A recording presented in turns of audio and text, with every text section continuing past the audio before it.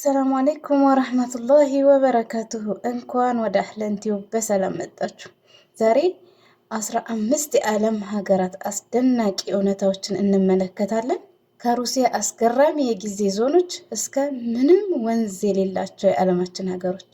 በተለይ ቁጥር 6 እርግጠኛ ነኝ አታውቁት። እስከ መጨረሻው ተከታተሉት። መልካም ቆይታ። አንደኛ፣ ሩሲያ እጅግ በጣም ሰፊ ሀገር ከመሆኑ የተነሳ 11 የጊዜ ዞኖች አሏት። ስንት አልኳችሁ? 11 ታይም ዞንስ። በዚች ሀገር ከዋና ከተማዋ ከሞስኮ ተነስቶ እስከ ቭላዲቮስቶክ የሚባል ሌላኛው ከተማዋን ለመድረስ 7 ቀን ይፈጃል። በምን መሰላችሁ? በባቡር እኮ ነው 7 ቀን ሙሉ የሚፈጀው። ትራንስ ሳይቤሪያን በሚባል የባቡር መንገዳቸው ላይ 7 ቀን ይፈጃል ከሞስኮ እስከ ቭላዲቮስቶክ እስከሚባል ከተማቸው ለመድረስ። ሁለተኛ፣ ካናዳ ከ2 ሚሊዮን በላይ ሐይቆች አሏት። ይህም 9% የቆዳ ስፋቷን ይሸፍናል። አይገርምም? 2 ሚሊዮን ሙሉ ሐይቅ ማለት ነው። እና የዓለማችንን ፍሬሽ ወተር ደግሞ 20%ን ይሸፍናሉ እነዚህ ሐይቆች። ሶስተኛ፣ በዓለማችን ላይ ምንም ወንዝ የሌለባቸው ሀገራት አሉ። ሳውዲ አረቢያ በዓለም ትልቋ የቆዳ ስፋት ያላት እና ምንም ወንዝ የሌላት ሀገር ስትሆን ቫቲካን እና ሞናኮም ምንም ወንዝ የላቸውም። ከዚህ በተጨማሪ በጠቅላላው ሳውዲንም ጨምሮ 19 ሀገራት ምንም ወንዝ የለባቸውም። አራተኛ፣ በዓለማችን ላይ ከሁሉም ሀገራት በላይ የጊዜ ዞኖች ያሏት ሀገር ፈረንሳይ ናት። ፈረንሳይ በተለያዩ የውጭ ግዛቶቿ ምክንያት 12 የጊዜ ዞኖች ሊኖሯት ችሏል። ይህም ከሩሲያ እና ከዩኤስኤ በላይም ያደርጋታል ማለት ነው። አምስተኛ፣ አውስትራሊያ ከምድር ዲያሜትር የሚረዝም የመንገድ ርዝመት አላት። ሃይዌይ 1 የተባለው የሀገሪቱ መንገድ 14500 ኪሎ ሜትር ይረዝማል። ይህም መንገድ የአውስትራሊያን ዋና ዋና ከተሞች በሙሉ ያገናኛል። የመሬት ዲያሜትርንም በ1744 ኪሎ ሜትር ይበልጣል ማለት ነው። ስድስተኛ፣ ሰዎች በቋሚነት የሚኖርበት እጅግ በጣም ቀዝቃዛው የዓለማችን ክፍል የት ያለ ይመስላችኋል? ሩሲያ። በመጀመሪያ የቅዝቃዜውን መጠን ልንገራችሁ። -71 ዲግሪ ሴልሺየስ።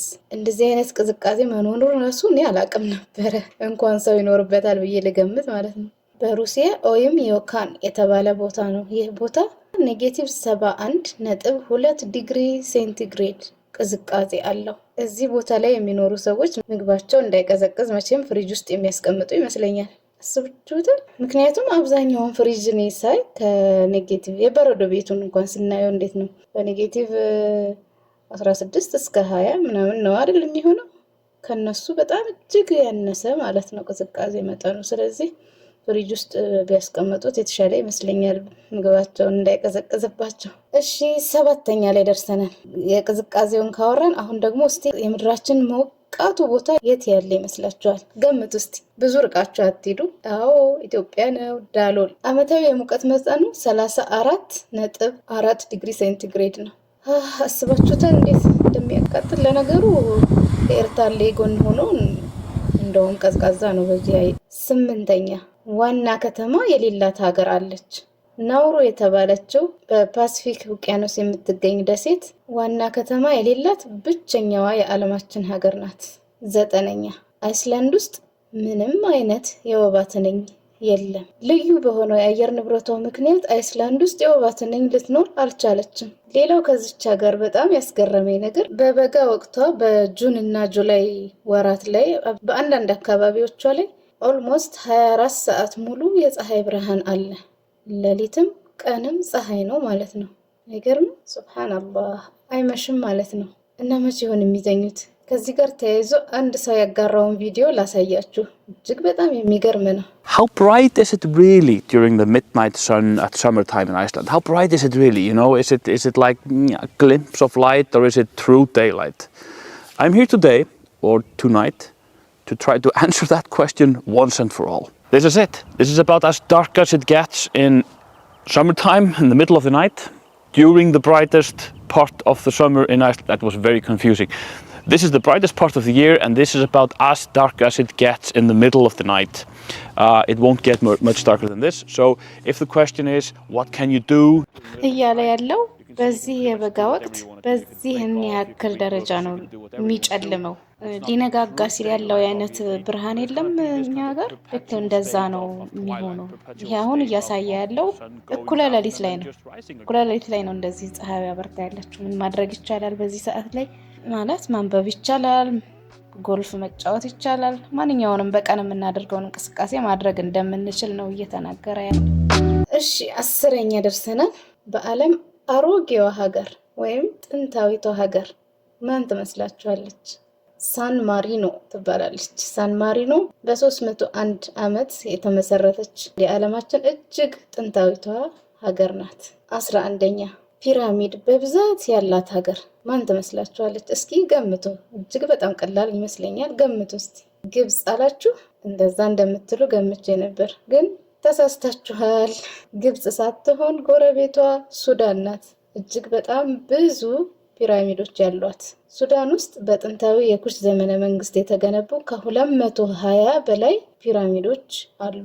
ይህም ግብጽ ውስጥ ካለው ከ138 ፒራሚዶች እጅግ በጣም የበዛ ቁጥር ነው። 12ኛ ሀገርም አህጉርም በዓለማችን ላይ ካሉ 7 አህጉራት ውስጥ ማለትም አፍሪካ፣ ኤዥያ፣ ዩሮፕ፣ ሳውዝ አሜሪካ፣ ኖርዝ አሜሪካ፣ አውስትራሊያ እና አንታርክቲካ ከተባሉት 7 አህጉራት ውስጥ አንዲቷ ሀገርም አህጉርም ናት። ማናት?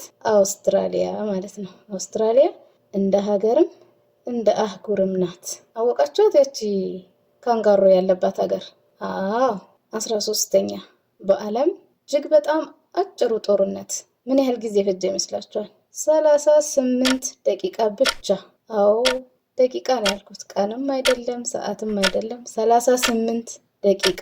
ይህም ጦርነት አንግሎ ዛንዚባር ጦርነት የተሰኘው ሲሆን በ1896 የተካሄደ ነው።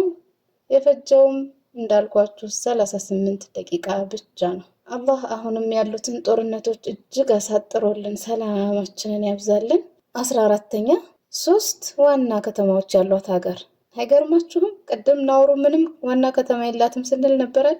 አሁን ደግሞ አንቺ አንዱ ነው የገረምሽ፣ እኔ 3 አለኝ ያለች ሀገር አለች። ማናት?